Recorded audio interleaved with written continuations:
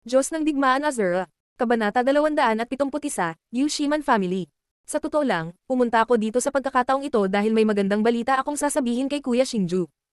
Pagkatapos ng isang round ng pag-inom, nilapitan ni Yushiman si Shinju at same time na sinabi sa kanya. Oh, ano ang magandang balita? Tanong ni Shinju na may interesadong ekspresyon. Big Bro Shinju, gusto mo bang sumali sa ating Union Palace? Hayaang umunlad ang Azura Hall sa inner area. Bahagyang napangiti si Yoshiman nang marinig ang tanong ni Shinju. Nagkunwari siyang suspense habang sinasagot. Matapos marinig ang mga salita ni Yushiman, maliban kay Yushiman at Elder Zhao, lahat ay natigilan. Pagkatapos, tumingin sila kay Yoshiman ng may pag-asa. Xiaoman, ano ang kinalaman ng pagsali sa inner area sa pagsali sa iyong Union Palace? Nakangiting tanong ni Shinju. Interesado siya sa sinabi ni Yushiman. Matapos malaman ang tungkol sa pagkamatay ng kanyang ama, pumasok si Shinju sa Toireng Sky Domain hindi lamang para lumakas, kundi para maghiganti. Sa makatuwid, napakalinaw ng layunin ni Shinju. Gusto niyang pumasok sa gitna ng Toireng Sky Domain at itayo ang Azura Palace sa isa sa mga nangungunang kapangyarihan sa kontinente.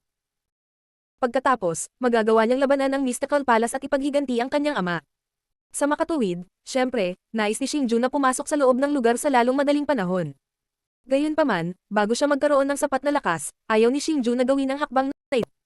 Gayunpaman, tila may napansin siya sa mga salita ni Yushiman. Big Bro Shinju, ganito. Kamakailan, ang ating Union Palace ay naghahanda na pumili ng isang tumataas na kapangyarihan na may potensyal na sumali sa aming Union Palace. Upang makahanap ng angkop na kapangyarihan, ang aming Union Palace ay magsasagawa ng isang auction sa panloob na lugar sa loob ng ilang araw.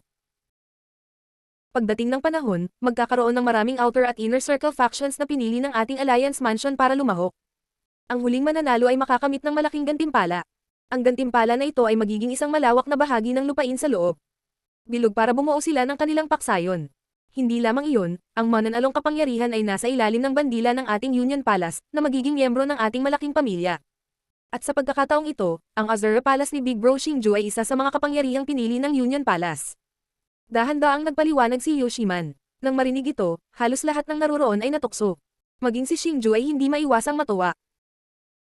Upang makakuha ng lupa sa panloob na lugar upang magtayo ng isang paksayon, kailangang angkinan ng isa ang lupain sa loob ng maraming henerasyon.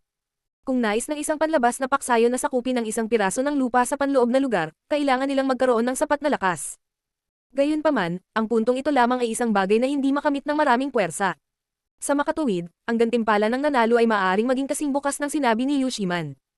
Gayunpaman, ang higit na ikinatuwa ng lahat ay ang katotohanan na maaari silang maging subordinate ng Alliance Palace at maging isa sa mga allied forces ng Alliance Palace. Dapat itong malaman na ang pagkakaroon ng tatak ng Alliance Palace sa panloob na lugar ay isang garantiya ng kaligtasan. Iyon ay dahil walang maraming puwersa sa panloob na lugar na nang-ahas na pukawin ng isang pag-iral tulad ng Union Palace. Kahit na ang mga malalakas na puwersa sa loob ng lugar ay hindi maglalakas loob na basta-basta mag-provoke ng isang napakalaking tulad ng Union Palace. Kunin ang Gold-Silver Family halimbawa. Sila ay dating isang maliit na puwersa sa panloob na lugar, at mas mahina pa kaysa sa kasalukuyang Azura Palace. Ang dahilan kung bakit sila nakapag-develop sa ganoong sukat ay dahil sa proteksyon ng Union Palace. Iyon ang dahilan kung bakit ang Gold-Silver Family ay napakagalang at natatakot nang makita nila si Yushiman. Xiaoman, kung hindi ako nagkakamali, dapat may mga puwersa mula sa iba pang tatlong panlabas na lugar na kasali sa kompetisyon, tama ba? Sa sandaling ito, nagtatakang tanong ni Shinju. Bilang isa sa apat na overlord forces sa outer area, kumpara sa iba pang maliliit na puwersa sa inner area, mas inaabangan ni Shinju ang confrontation sa overlord forces mula sa iba pang tatlong panlabas na lugar. Oo, meron talaga. Nang marinig ang tanong ni Shinju, ngumiti si Yushiman at sumagot ng totoo. Matapos marinig ang sagot ni Yushiman, tumanggo si Shinju sa pag-asa, pagkatapos ay muling nagtanong. Kung gayon, paano isasagawa ang kompetisyon sa auction na ito? Ang aming Union Palace ay walang pakialam sa kasalukuyang lakas ng mga puwersa, ngunit ang mga may potensyal. Sa makatuwid, karamihan sa mga kinatawan na kalahok sa auction ay ang mga tagapagmana ng puwersa, hindi ang mga pinuno. Siyempre, ang mga kabataang pinuno tulad ni Brother Shinju ay kwalipikado rin na lumahok sa kompetisyon. Kung tungkol sa nilalaman, hindi ako masyadong sigurado. Pero kahit ano pa man iyon, naniniwala akong walang problema si Brother Shinju dito. Nakangiting paliwanag ni Yushiman. Kung ganoon, gusto ko talagang tingnan. Nang marinig ito, hindi napigilan ni Shinju at Shinju na uminom ng alak sa isang lagok. Pagkatapos, isang umaasang ngiti ang lumitaw sa kanyang mukha. Ano man ang mangyari, isa itong magandang pagkakataon para kay Shinju at sa Azura Palace. Bagamat pinag-isa ng palasyo ng Azura ang silangang lugar, isa pa rin itong puwersang panlabas na lugar. Sa mata ng mga puwersa ng panloob na lugar, ito ay isang hindi gaanong kahalagahan. Sa panlabas na lugar, bukod sa mga puwersa tulad ng Gold at Silver Mountain Villa, walang ibang puwersa ang titingin dito. Maging ang maliliit na puwersa at mga pamilya sa panloob na lugar, na mas mahina kaysa sa mga puwersa sa panlabas na lugar, ay pareho. Kung gusto niyang umasa sa sarili niyang lakas para makapasok sa inner area, alam ni Xingju na aabutin siya ng kahit ilang taon pa para umunlad sa yugtong iyon. Gayunpaman, kung siya ay maaaring maging kampiyon sa auction ng Union Palace, si Xingju ay maaaring makatipid ng ilang taon ng pagsusumikap at direktang pangunahan ng Azura Palace sa panloob na lugar. Sa sandaling nakapasok na siya sa panloob na lugar, na may proteksyon ng Union Palace, naniwala si Xingju na mas magiging mabilis ang pag-unlad ng Azura Palace. Pagkatapos ng piging, hindi nagtagal sina Yushiman at Elder Zhao. Sinabi nila kay Xingju ang tungkol sa auction, pagkatapos ay naghanda na bumalik sa Union Palace. Kuya Xingju, hindi mo ba talaga ako sasamahan? Sa sandaling ito, sa labas ng bulubundukin ng Azura Palace, tinanong ni Yushiman si Xingju. Hindi, may oras pa bago ang auction. Pupunta ako doon kapag tama na ang oras. Nakangiting sagot ni Xingju bilang tugon sa imbitasyon ni Yushiman. Pagkatapos ng lahat, walang kabuluhan para kay Xingju ang pagpunta doon ng masyadong maaga. Maaari rin niyang gamitin ang oras na ito para samahan sina Li Xiaohan at Su Linier. Pagkatapos ng lahat, kapag nagsimula ang auction, maghihiwalay sila ng mahabang panahon. Sige. Gayunpaman, kapatid na Xingju, ang panloob na bahagi ay naiiba sa panlabas na bahagi. Upang maiwasan ang anumang aksidente, mas mabuting umalis sa lalong madaling panahon. Pinaalalahanan siya ni Yushiman. Huwag kang mag-alala, Xiaoman. Ang iyong kapatid na Xingju, ginagarantiya ko na makakarating ako sa tamang oras. Tumiti si Xingju at may kumpiyansa. Kung huli ka, hindi ako magiging magalang sa iyo. Mag-ingat ka, kung hindi, hindi ako magiging magalang sa iyo. Nagkunwaring mabangis si Yushiman habang kinuyam niya ang kanyang mga kamao kay Xingju, pagkatapos ay ngumiti ng kaakit-akit. Kasama ni Elder Zhao, umailan lang sila sa langit at mabilis na nawala sa abot tanaw. Sa loob lamang ng ilang taon, naabot na ni Intermediate Wuzu ng Intermediate Warking. Talagang namumukuntinji ang talento ni Xiaoman. Gayunpaman, ipinapakita rin ito kung gaano kalakas ang Union Mansion. Hindi napigilan ni Xingju na mapangiti ng mapait habang nakatingin sa direksyon kung saan nawala ang dalawa. Sa nakalipas na ilang taon, kung hindi dahil sa pagdadalisay ng mga kaluluwa at iba pang hindi inaasahang pagkikita, hindi sana maabot ni Xingju ang kanyang kasalukuyang antas. Gayunpaman, si Yushiman, na mas mahina kaysa kay Xingju noon, ay naabot na ngayon ang ganoong antas. Alam ni Xingju na bukod sa kanyang natatanging talento, mayroon din siyang suporta ng isang makapangyarihang pamilya sa likod niya. Sa sandaling ito, sa kalangitan na humahantong sa panloob na lugar, ang parang bulak na puting ulap ay gumugulong at gumugulong. Habang lumilipad ang dalawang figure sa napakabilis na bilis, ang mga puting ulap ay agad na nap-unit, na nagpapakita ng isang landas. Ang dalawang taong ito ay si Yushiman at ang Elder Zhao ng Union Mansion. Miss, ang talento ni Xingju na ito ay tulad ng sinabi mo. Ito ay medyo mahusay. Siya ay talagang isang talento na maaaring linangin. Gayunpaman, nasa tabi na niya ang Li Xiaohan na iyon, at mukhang maganda ang relasyon nilang dalawa. Sa makatuwid, naniniwala ako na sa karakter ng Union Master, kung alam niya ang iniisip mo, tiyak na hindi kanya papayagan na kaibiganin siya. Miss, sa kondisyon na ibibigay mo ang iyong oras sa pagtatanim para tulungan ang Union Mansion na pamahalaan ng Union Mansion, sulit ba talaga na tulungan ang Azura Palace na ipaglaban ang kwalifikasyon para makapasok sa auction? Kumunat ang noo ni Elder Zhao. Nakatingin sa masayang mukha ni Yushiman, sinabi niya na may masakit na ekspresyon. Tiyakin, Elder Zhao, si Kuya Xingju ay magiging akin din sa huli. Higit pa rito, naniniwala ako na tiyak na palalakasin niya ang Union Mansion. Sa oras na iyon, natural na papayagan ako ng aking ama na makasama si Kuya Xingju. Siguradong sagot ni Yushiman. Higit pa rito, ang kanyang kaakit-akit na mukha ay napuno ng isang umaasam na ngiti. Sa katunayan, ang Azura Palace ay orihinal na walang lugar sa auction na ito. Bagamat mabilis ang pag-unlad ng Azura Palace, hindi pa rin ito isang bagay na pinapahalagahan ng Union Mansion. Kahit na ang iba pang mga kapangyarihan sa mga panlabas na rehiyon ay kailangang dumaan sa mga layer ng screening bago sila makakuha ng pagkakataong lumahok sa auction.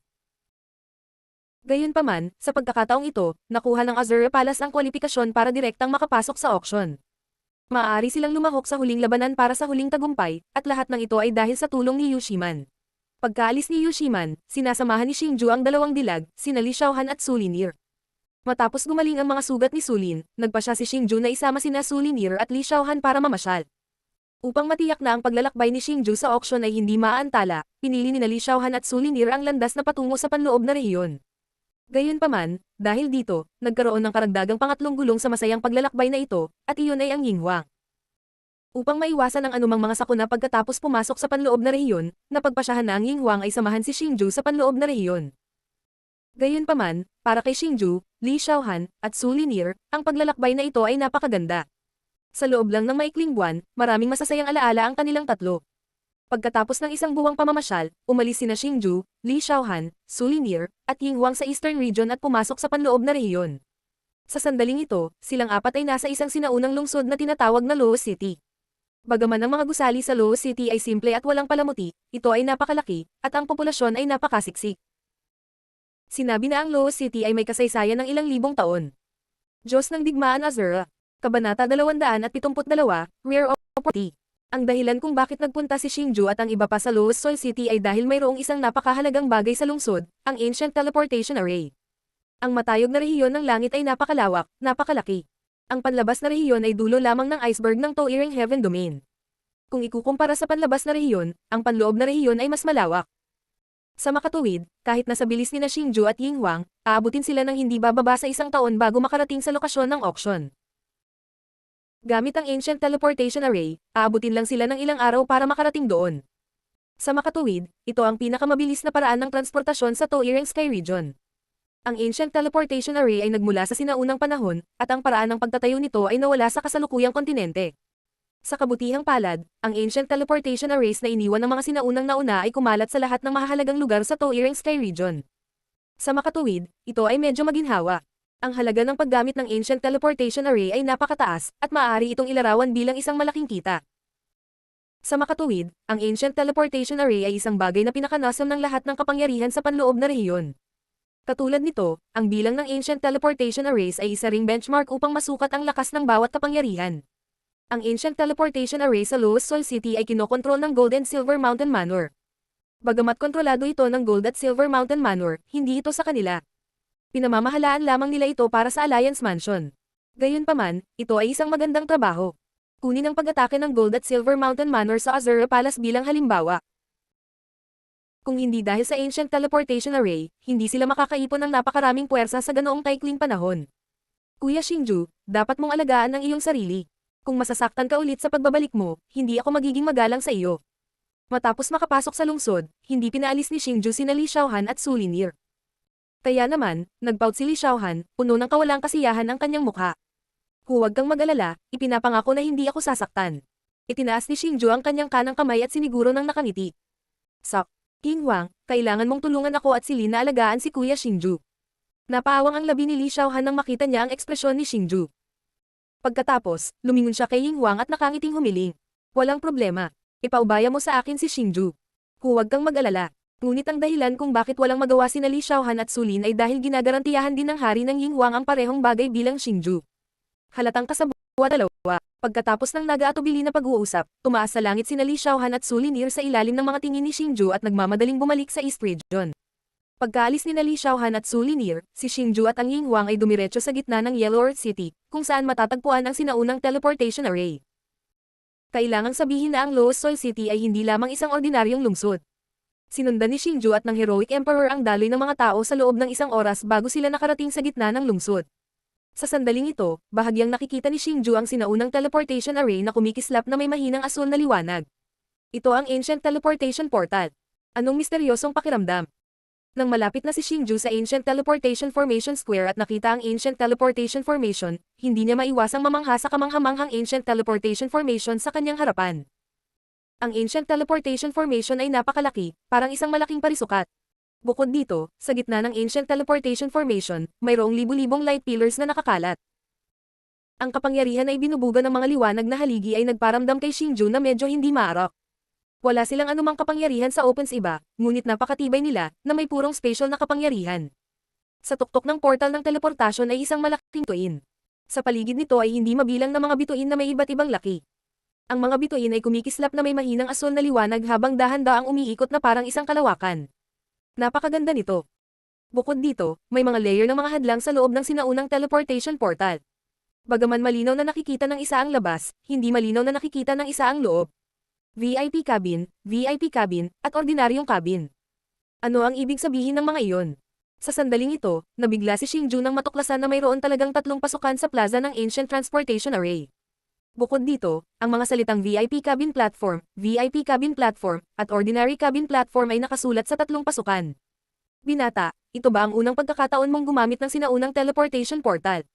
Nakangiting tanong ng isang nasa katanghaliang gulang na lalaki sa tabi ni Xingju. Tama, tito. Ano ang ibig sabihin ng tatlong pasukan? Magalang na tanong ni Xingju. Ang mga sinaunang teleportation portal ay gumagamit ng special na kapangyarihan upang maglakbay sa kalawakan.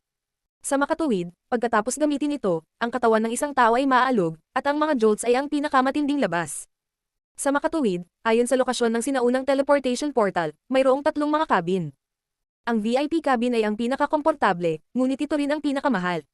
Tanging ang mga napakayaman lamang ang kayang gumamit ng mga cabin na iyon. Para sa mga taong tulad namin, ito ay masyadong gastador upang magamit ang VIP cabin. Nakangiting paliwanag ng nasa katanghaliang lalaki. Kaya ganyan. Katumbas ito ng cabin ng isang malaking bangka. Pagkatapos pakinggan ang paliwanag ng nasa katanghaliang gulang na lalaki, sa wakas ay naunawaan ni Xingju ang kahulugan ng cabin. Salamat po tito.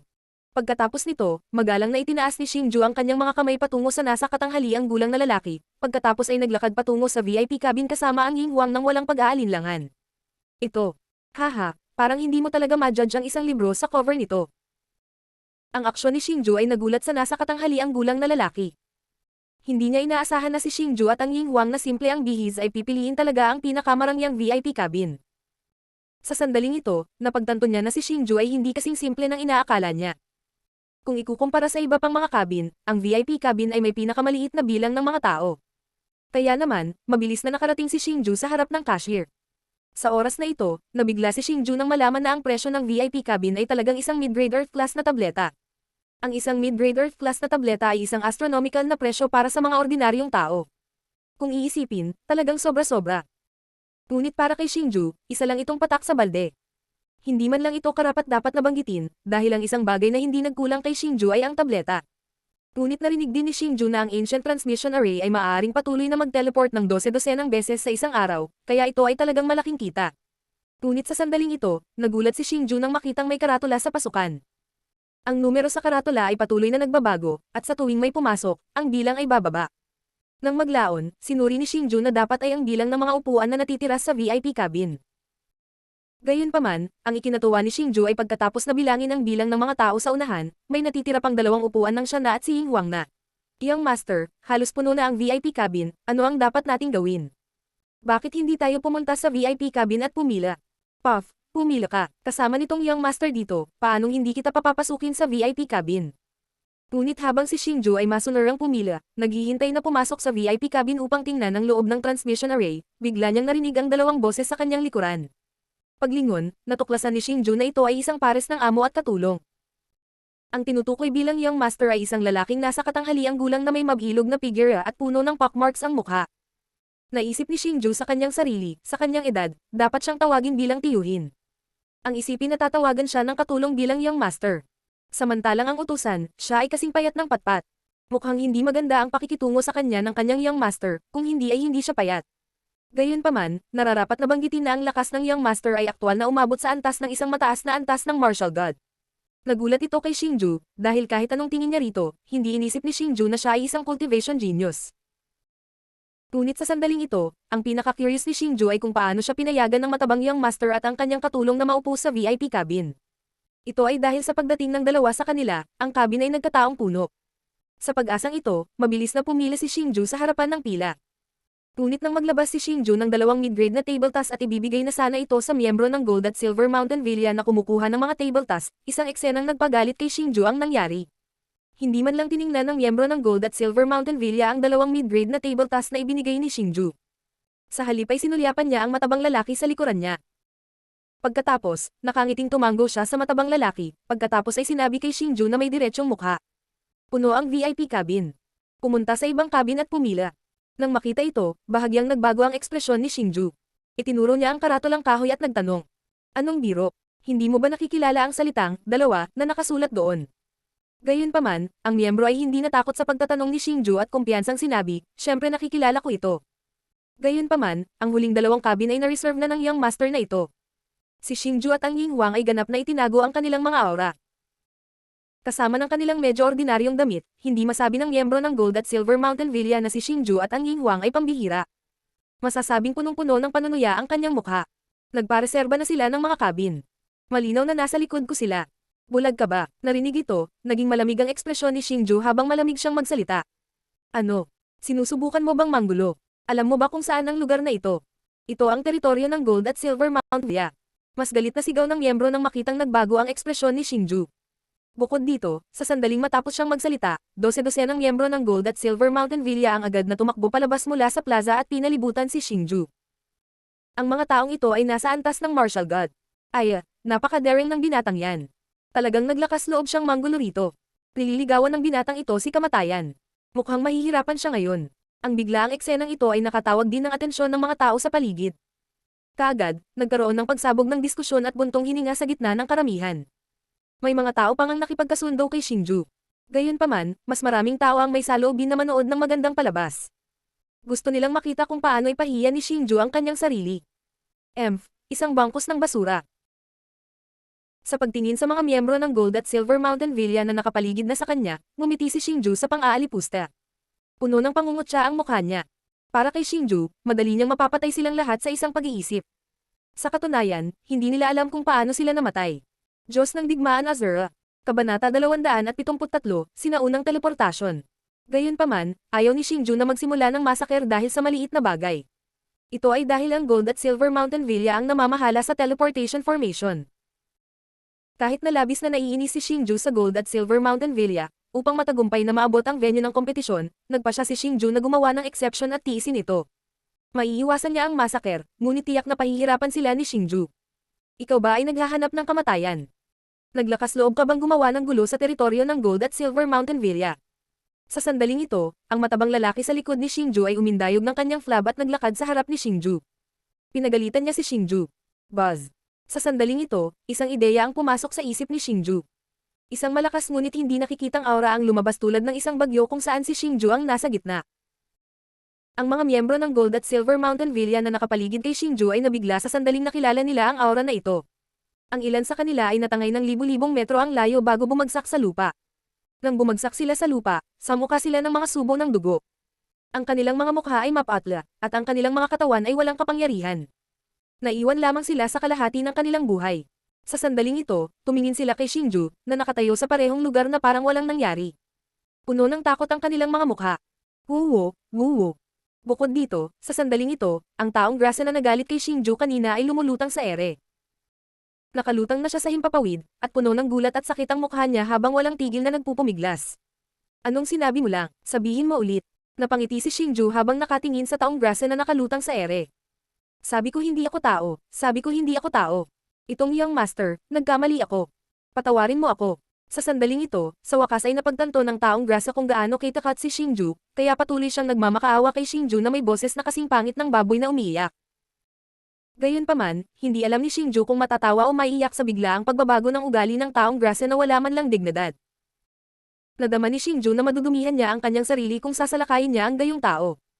Gaano ka maglakas loob na gumawa ng gulo sa teritoryo ng aking Gold Silver Mountain Manor? Ang lakas ng loob mo.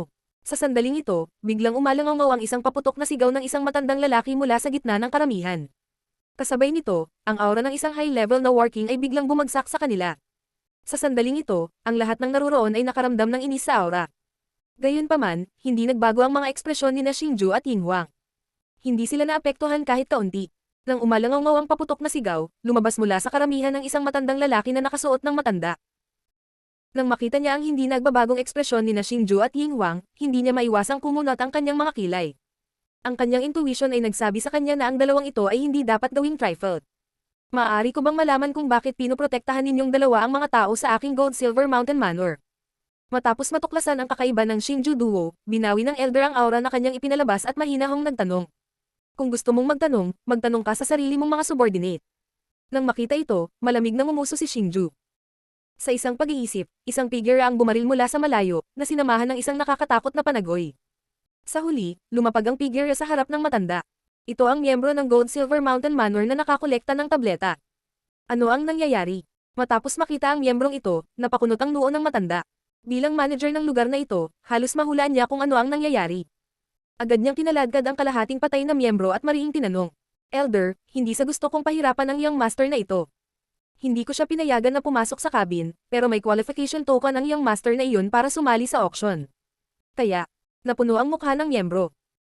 May gulat habang itinutok ang nanginginig na kanang kamay sa matabang lalaki na nakalutang sa ere. Hehe, itong batang kaibigan, ganito. Sa sandaling ito, bigla ding natauhan ang matanda. Agad siyang pumunta sa tabi ni Xingju at nagpaliwanag. Ngayon, ang Union Mansion ay nagsasagawa ng auction sa Fenghuami City. Sa makatuwid, ang Union Mansion ay nag-utos na ang sinumang may qualification token na lumahok sa auction ay maaaring makatanggap ng preferential treatment sa ang sinaunang hanay ng transportasyon. Ngayon alam mo na diba? Sino ka sa tingin mo? Gaano ka maglakas loob na saktan ako? Sa sandaling ito, ang taong grasa na nakahawak sa hangin ni Xingju ay naglabas ng silver token mula sa kanyang dibdib at sinigawan si Xingju. Marahil ay dahil ang matanda ay isang mataas na antas ng War King, mas naging mayabang ang tono ng matabang lalaki. Sa sandaling ito, lahat ay tumingin kay Xingju na may mapanuksong mga tingin. Naisip nila sa kanilang sarili, naranasan mo ang isang malaking kawalan sa oras na ito, hindi ba? Tingnan natin kung paano mo ito haharapin. Sa pagtingin sa token sa kamay ng taong mataba, sa wakas ay naunawaan ni Xingju. Lumalabas na ang mga taong lumahok sa auction ay tatanggap ng preferential treatment. Dapat yung taong grasa ang naglabas ng token kanina kaya naman pinadaan muna sila ng member. Sa pag-iisip tungkol dito, naramdaman ni Xingju na siya ay hindi makatwiran. Young friend, sorry. Dahil sa espesyal na relasyon sa pagitan ng ating Gold at Silver Mountain Manor at ng Union Mansion, ang young master na ito ay panauhin din ng ating Gold at Silver Mountain Manor. I wonder kung kaya mo siyang bitawan. Nang makitang tahimik si Xingju, magalang na sinabi ng matanda. Buzz. Plop. Nang makita ito, mahinang ngumiti si Xingju. Pagkatapos, ang espasyo sa paligid ng taong grasa ay umikot, at ang taong grasa ay nahulog ng husto sa lupa. Ikaw, ang lakas ng loob mong pretuhin ako ng ganito, ikaw, anong status mo, ikaw? Pagkahulog sa lupa, naramdaman din ng matabang lalaki na nawalan siya ng mukha. Kasunod nito, itinuro niya ang punishment manual na puno ng galit ang mukha. Hehe, kaya, lumalabas na may preferential treatment para sa mga kalahok sa auction. Nagkataon na isa din ako. Sa sandaling ito, napangiti si Xingju. Sa isang twist ng kanyang pulso, isang gintong token ang lumitaw sa palad ni Xingju. Ang final round qualification token. Nang makita ng matanda ang gintong token sa kamay ni Xingju, ang kanyang ekspresyon ay nagbago ng husto. Hindi lang ang matanda, pati ang dating mayabang na matabang lalaki ay agad na napatulala. Bilang isang kalahok ng auction na ito, alam niya ang halaga ng qualification token para sa huling round. Ang taong maaaring humawak ng qualification token para sa final round ay talagang isang pag-iral na hindi niya kayang masaktan.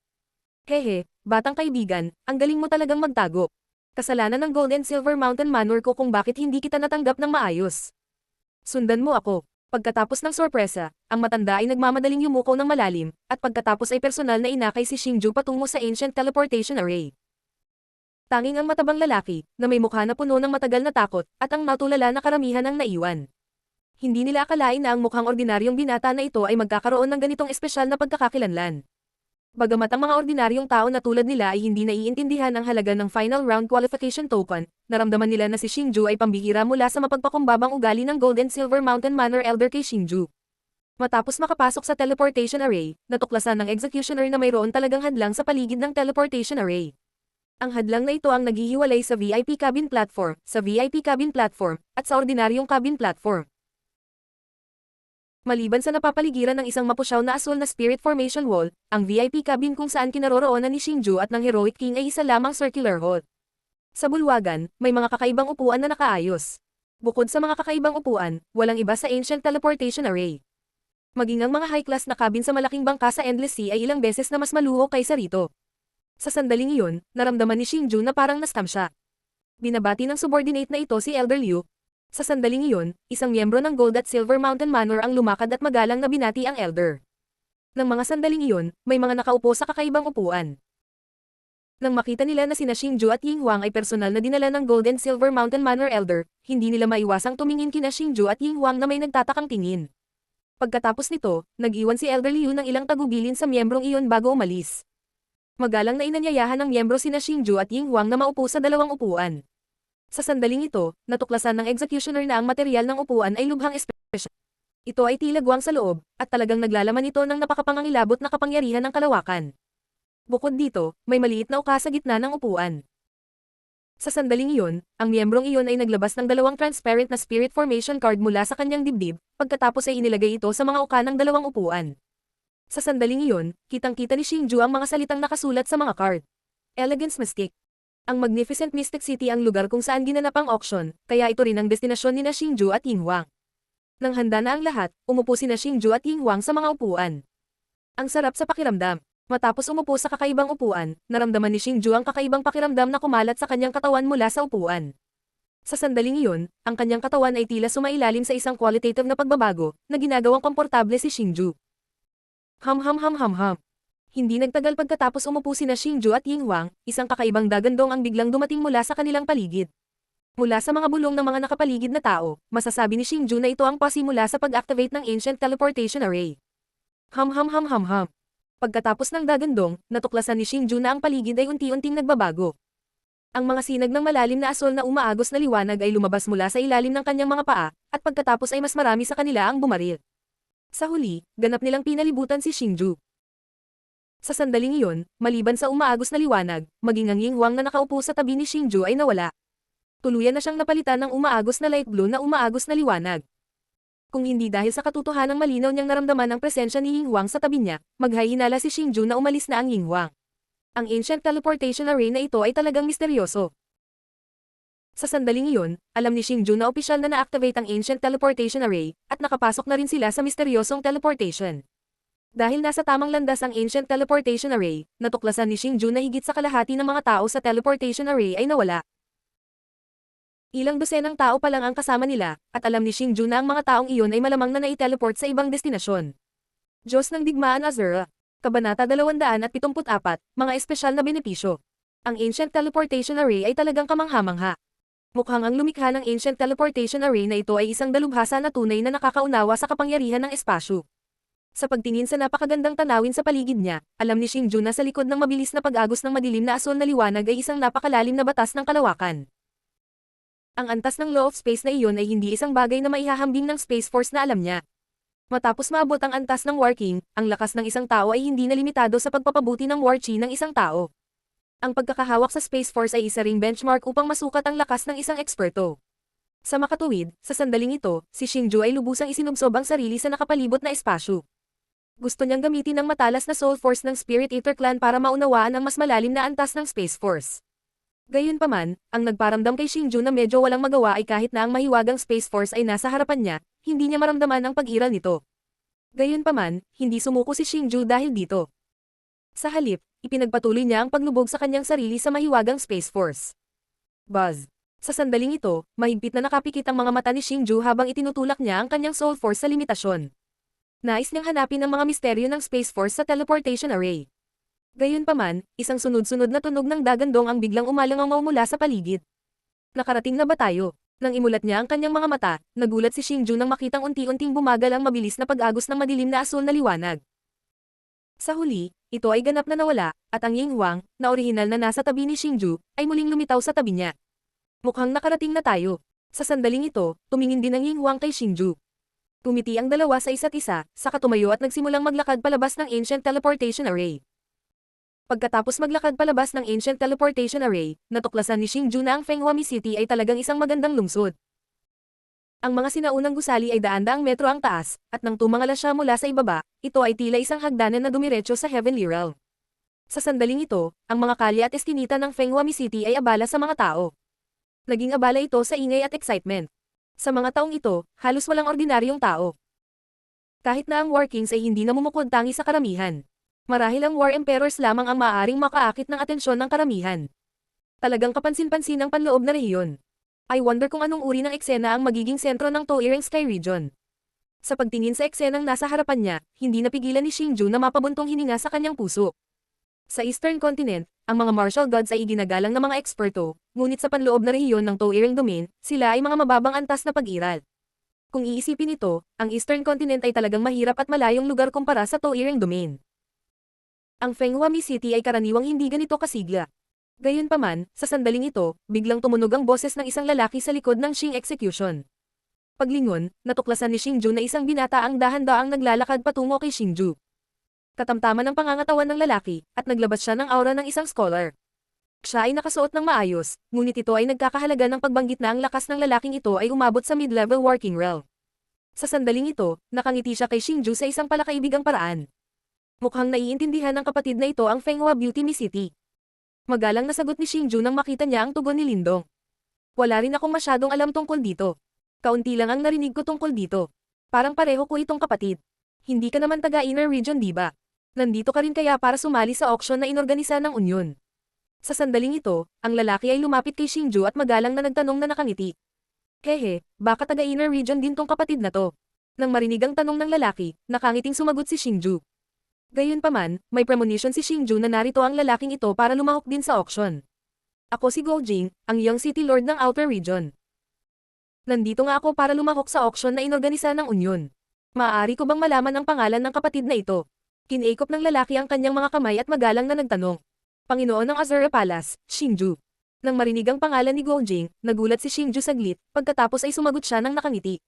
Matagal nang narinig ni Xingju ang tungkol sa Fenghuami City. Ito ay ang Panginoon ng apat na panlabas na rehiyon, ang Timog na rehiyon. Gayunpaman, hindi inaasahan ni Xingju na makikilala niya ang Young City Lord na ito sa lalong madaling panahon. Bukod dito, sa paghusga sa kanyang hitsura, ang Young City Lord na ito ay tila isang mabuting tao. Ang pakikipagkaibigan sa gayong tao ay hindi isang masamang bagay. Xingju. Kaya ang kapatid na ito ay ang Panginoon ng Silangang Rehiyon, ang Azura Palace Lord.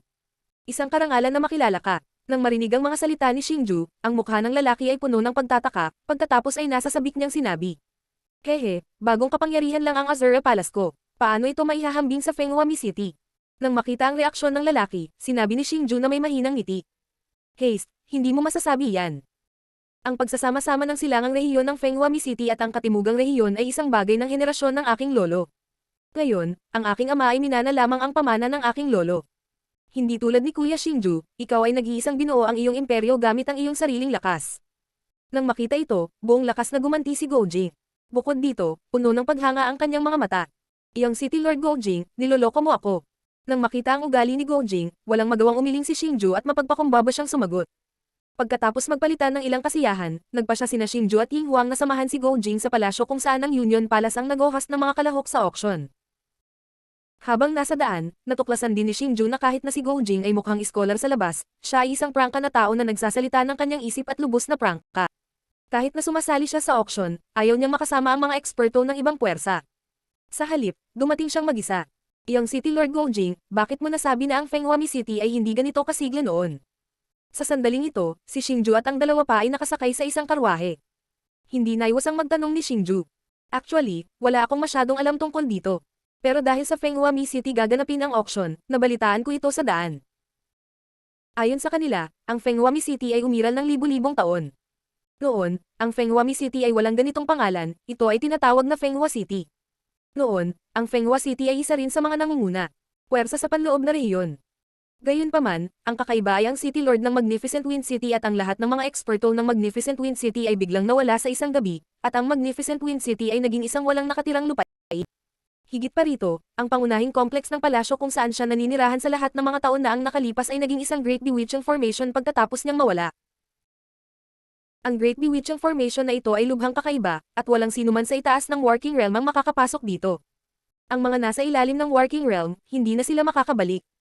Kaya ang Magnificent Wind City ay tinawag na Magnificent Wind Lost City mamaya. Ang kaluwalhatian ng Magnificent Wind City ay nawala kasama ang City Lord.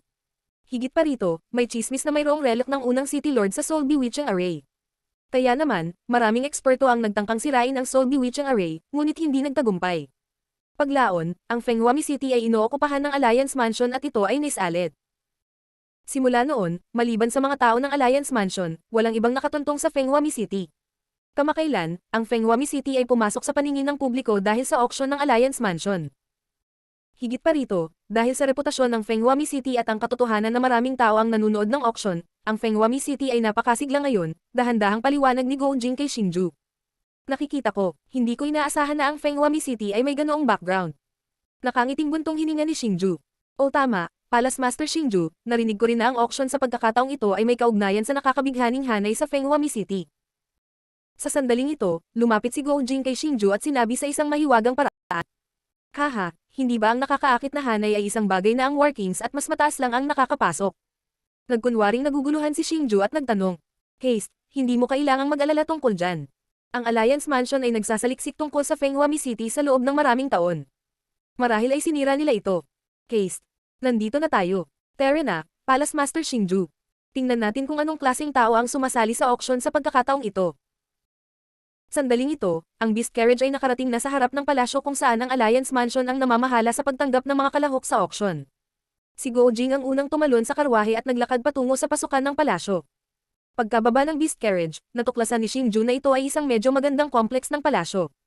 Bagamat mayroon lamang dalawang napakagurang palasyo, ang iba pa sa mga maliliit na palasyo ay may mahusay na kagamitan. Higit pa rito, sa sandaling ito, nararamdaman ni Xingju ang mga aura ng daan-daang War Kings at kahit 12-12 ng War Emperors. Ang ikinagulat ni Xingju ay hindi niya akalain na napakaraming tao ang sasali sa auction. Sa sandaling ito, natuklasan ni Xingju na naglakad na si Go Jing patungo sa pasukan ng kompleks ng palasyo.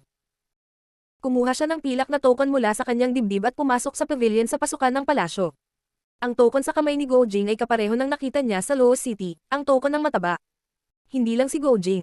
Sa panahong ito, mayroon ding ilang War Kings na pumasok sa pavilion na may hawak na silver token. Bakit golden ang token ko? Ano ang ibig sabihin ng nakatatanda sa Gold at Silver Mountain Villa sa qualification token para sa finals? Baka may espesyal na kahulugan ito. Habang tinitingnan niya ang mga silver token na iniabot ng karamihan, naalala niya ang magalang na hitsura ng Gold and Silver Mountain Villa Elder nang makita niya ang gintong token sa kanyang kamay. Sa sandaling ito, napagtanto din ni Xingju na may mali. Palace Master Xingju, dumiretso na tayo dali. Mukhang late na tayo. Wala na masyadong magandang kwarto. Sa sandaling ito, lumabas na si Go Jing sa pavilion. Bulong niya habang naglalakad patungo kay Xingju. Sa sandaling ito, may isang token sa kanyang kamay, at may nakasulat na pangalan. Tila ito ang lokasyon ng palasyong tinitirhan niya. Diyos ng Digmaan Azura. Kabanata 275, Jinhua Labyrinth. Emph. Nang makita ito, bahagyang tumanggo si Xingju, at saka naglakad patungo sa reception pavilion sa tabi ng gate ng complex ng palasyo. Nang makalapit siya, napagtanto ni Xingchen na ang layout ng pavilion na ginamit para tanggapin ang mga kalahok sa auction ay napakasimple. May counter sa hall, at sa likod ng counter, may isang magandang babae na nakatayo doon na nakangiti. Siya ang namamahala sa pagtanggap ng mga kalahok sa auction. Sa tabi niya, may mga hanay ng mga token na katulad ng nasa kamay ni Go Jing, at sa mga token na iyon, may iba't ibang pangalan ng palasyo at silid. Sa sandaling ito, ang mga kalahok ng auction ay lahat ng mangolekta ng kanilang mga token. Gayunpaman, ang ikinagulat ni Xingju ay mayroong isang gintong token sa pinakaharap ng mga token. Ang token ay walang nakasulat na room number ng isang palasyo. Sa halip, ito ay may pangalan ng isang palasyo. Tanging ang token na iyon ay hindi nakolekta. Tungkol sa dahilan kung bakit walang nakakolekta nito, naisip na ito ni Xingju. Haste, mukhang magkakaroon na naman ng konting sensasyon. Walang magawang umiling si Xingju at bamantong hininga. Sa sandaling ito, napansin din ng ginang si Xingju at agad na nagtanong ng nakangiti. Maaari ba akong magtanong, Young Master, nandito ka rin ba para lumahok sa auction? At ang biglaang eksenang ito ay nakatawag din ng atensyon ng mga tao, dahil bagamat mahinahon ang ugali ng reception lady, hindi pa nila ito nakitang nagkusa na makipag-usap sa iba. Nang makita ito, si Xingju ay natigilan sa una, pagkatapos ay sumagot siya ng nakangiti. Oo, pagkatapos, naglakad si Xingju sa harap ng counter sa ilalim ng mahigpit na nakalock na mga tingin ng lahat. Nang dahan-daang iniabot ni Xingju ang kanyang kanang kamay sa kanyang dibdib at inilabas ang gintong token, ang mga tunog ng mga tao na sumisipsip ng malamig na hangin ay patuloy na umalangaw sa likod ni Xingju. Sa sandaling ito, lahat ng naruroon ay nabigla. Talagang qualification token para sa finals. Ang pangalawang qualification token para sa finals ay lumabas na. Aling puwersa itong Young Master? Nang ilabas ni Xingju ang gintong token, ang tingin ng karamihan kay Xingju ay nagbago mula sa pag-aalinlangan tungo sa inggit at maging ng paggalang, at nagsimula silang mag-usap sa isa't isa. Punishment Hall Master, dumating ka na sa wakas. Gayunpaman, kung ikukumpara sa pagkamangha ng karamihan, tila inaasahan ito ng babae at sinabing may mahinang ngiti. Munting Ching, tulungan mo akong pangalagaan ang lugar na ito. Pagkatapos nito, tumawag ang ginang sa tuktok ng pavilion. Haste. Kasunod ng kanyang tawag, isa pang dalaga ang nagmamadaling bumaba mula sa pavilion at pumunta sa counter. Para naman sa babaeng nakausap ni Xingju, bigla niyang kinuha ang gintong token sa tabi niya, pagkatapos ay pumunta sa tabi ni Xingju at personal na inakay si Xingju at ang Yinghuang sa complex ng palasyo.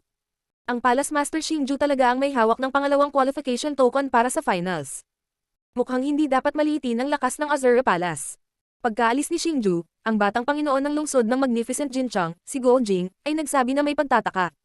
Sa katunayan, hindi niya alam ang tungkol sa dalawang qualification token para sa finals. Pagpasok niya para kunin ang kanyang token, may nakita siyang gintong token, kaya na-curious siya at tinanong ang ginang tungkol dito. Sa sandaling ito, matapos malaman na si Xingju ang may-ari ng pangalawang token, ang mukha ni Go Jing ay puno ng masayang ngiti.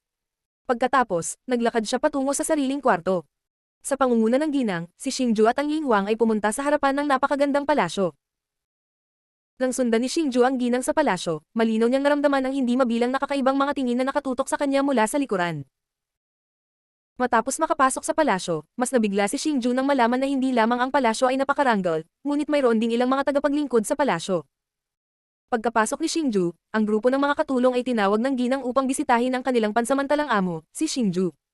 Palace Master Xingju, ang palasyong ito ay espesyal na inihanda para sa iyo. Kung mayroon kang anumang hindi kasiyahan o pangangailangan, huwag mag-atubiling sabihin sa akin. Matapos ayusin ang lahat, muling lumapit ang ginang sa tabi ni Xingju at nakangiting sinabi. Napakagaling na, salamat Binibini. Nang makita ito, magalang na sumagot si Xingju. Masyadong magalang si Palace Master Xingju. Ito ang dapat kong gawin. Matapos marinig ang mga salita ni Xingju, ang ginang ay nagmamadaling sumagot ng may paggalang. Kung mayroong anumang bagay na hindi kasiya siya, natatakot ako na sisihin ka ng aking pangalawang Binibini. Matapos marinig ang mga salita ng ginang, medyo napahiya si Xingju. Alam niya na ang pangalawang Binibini na sinasabi ng ginang ay si Yu Shiman, at ang dahilan kung bakit siya makikilala ng ginang ay dahil sa partikular na sinabi ni Yu Shiman sa kanya. O tama, Binibini, sa palagay ko ay may ibang gamit ang qualification token para sa finals, maliban sa pagtira sa marangyang palasyong ito. Tanong ni Xingju. Hindi tanga si Xingju, kaya nahulaan na niya ang espesyal na paggamit ng qualification token para sa finals, pero gusto pa rin niyang kumpirmahin dito. Sa pagtugon sa Palace Master Xingju, ang qualification token para sa finals ay magbibigay daan sa iyo upang tamasahin ang pinakakilalang paggamot dito. Siyempre, maaaring hindi ito gaanong para sa iyo dahil ang iyong tirahan ay dapat na mas komportable kaysa dito. Gayunpaman, ang qualification token para sa finals ay tiyak na magiging kapaki-pakinabang sa Palace Master Xingju. Ibig sabihin, hindi mo kailangang lumahok sa mga unang yugto ng auction at maaaring direktang lumahok sa finals. Nang marinig ang tanong ni Xingju, nakangiting nagpaliwanag ang ginang. Kaya ganoon. Salamat, Binibini. Nang marinig ito, bahagyang tumanggo si Xingju. Masyadong magalang si Palace Master Xingju. Kung wala na, alis muna ako. Nang makita ito, yumuko ang ginang kay Xingju at umalis sa palasyo. Xingju, ang ikalawang miss ng Union Mansion na iyon ay napakabuti sa iyo. Mukhang hindi ordinaryo ang relasyon mo sa kanya. Nang lumabas ang ginang sa palasyo, ang Ying Emperor ay pumunta sa tabi ni Xingju at sinabing may pilyong ngiti. Haha. Sa pagharap sa tanong ng Ying Emperor, si Xingju ay walang magawang ngumiti ng mapait. Alam na ni Xingju ang tungkol sa nararamdaman ni Yu Shiman para sa kanya, ngunit wala talaga siyang ganoong pakiramdam para kay Yu Shiman. Sa makatuwid, nakaramdam siya ng kaunting paghingi ng tawad sa tulong ni Yu Shiman. Pagkatapos, habang ang mga young masters ng iba't ibang puwersa ay kinakabahan na naghahanda para sa kompetisyon, si Xingju ay namuhay ng sobrang komportable. Bukod sa paglilinang sa kanyang silid, si Xingju ay hindi na natili sa palasyo. Sa halip, naglakad-lakad siya sa Fenghuami City kasama si Ying Emperor. Gayunpaman, sa tuwing lilito si Xingju, palaging mayroong maraming mga young masters ng iba't ibang puwersa na nagsisikap na magkaroon ng relasyon kay Xingju. Patungo sa kanila, si Xingju ay tutugon lamang ng ilang salita at nagmamadaling umalis. Gayunpaman, ang tanging nakapagpa-curious kay Xingju ay hindi niya nakita ang ibang young master na may qualification token sa ilang araw na siya ay nasa Fenghuami City. Logically speaking, dapat ay dumating na siya bago pa ang execution. Gayunpaman, walang nakakaalam tungkol sa kanya, at walang nakakita sa kanyang tunay na anyo. Sa puntong ito, ang isa pang may hawak ng token ng kwalifikasyon ay naging isang misteryo sa puso ng lahat. Para mawala ang kanyang curiosity, nagpa siya si Xingju na gamitin ang kanyang soul force para maramdaman ang lakas ng ibang young master. Gayunpaman, nang gamitin ni Xingju ang kanyang soul force para maramdaman ang kabilang palasyo, laking gulat niya nang makitang may barrier na nakalagay sa palasyo. Higit pa rito, ang kanyang soul force ay hindi makalusot sa hadlang. Parang hindi simple ang taong ito. Sa bintana, bumulong si Xingju sa sarili habang nakatingin sa palasyo na tila isang ghost town sa kanyang tapat. Upang makapag-set up ng gayong hadlang, nahulaan ni Xingju na ito ay dapat na kahit isang mid-grade war emperor. Bukod dito, sinadya niyang itayo ang hadlang na ito upang maiwasan ng iba sa pag-espiya sa kanila. Sa makatuwid, sa sandaling ito, sa puso ni Xingju, ang ibang tao na may qualification token ay naging mas misteryoso sa puso ni Xingju. Dong dong dong. Nang hinuhulaan ni Xingju kung sino ang ibang tao, isang katok ang nagmula sa nakasaradong pinto. Creek Ying Huang, anong problema? Pagkabukas ng pinto, napagtanto ni Xingju na si Ying Huang iyon at agad na nagtanong ng nakangiti. Xingju, may dumating na bisita para makita ka. Nang makitang binuksan ni Xingju ang pinto, si Ying Huang ay nagpanggap na misteryoso at mahinang ngumiti. Oh, isang panauhin. Nang marinig ito, si Xingju ay natigilan sa una, pagkatapos ay mabilis niyang isinara ang pinto at naglakad patungo sa bulwagan kasama ang Ying Huang. Pagdating nila sa bulwagan, nalaman ni Xingju na sa sandaling ito, may isang matandang lalaki na nakaupo sa bulwagan, umiinom ng isang tasa ng mainit na tsaa. Nang makita niya ang hitsura ng matanda, napuno ng saya ang mukha ni Xingju. Kuya Tan. Nang makita ni Xingju ang hitsura ng matanda, napuno ng saya ang mukha ni Xingju. Ito ay dahil ito ang Elder Tan na sumama kay Yu Shiman sa labas ng dagat. Haha, ang munting kaibigan na si Xingju, matagal na tayong hindi nagkikita. Nang makita ni Elder Tan si Xingju, mabilis siyang tumayo, isang dampi ng kabaitan ang lumitaw sa kanyang lumang mukha. Elder Tan, nakalusot ka na sa working level. Nang dumating si Xingju sa tabi ni Elder Tan, hindi niya maiwasang batiin siya. Ito ay dahil nalaman niyang si Elder Tan ay isa ng mababang antas na working, at ang kanyang pundasyon ay napakatibay. Halatang halata na matagal na siya suot. Gayunpaman, hindi ito nakita ni Xingju na kakaiba, dahil pabalik sa Endless Sea, itong Elder Tan ay mayroon ng lakas upang makapasok sa antas ng working anumang oras. Haste, ito ay talagang isang biro. Sa loob lamang ng ilang taon, ang matandang ito ay napunta lamang mula sa isang mataas na antas ng martial god tungo sa isang mababang antas na war emperor. Tungkol sa munting kaibigang si Xingju, ikaw ay napunta sa isang mataas na antas na si Wu Zun mula sa isang mataas na antas ng war king. Talagang namumula ang matandang ito sa kahihiyan. Gayunpaman, pagkatapos marinig ang mga salita ni Xingju, si Elder Tan ay nagpanggap na walang magawa, ngunit ang kanyang mukha ay puno ng ngiti ng paghanga.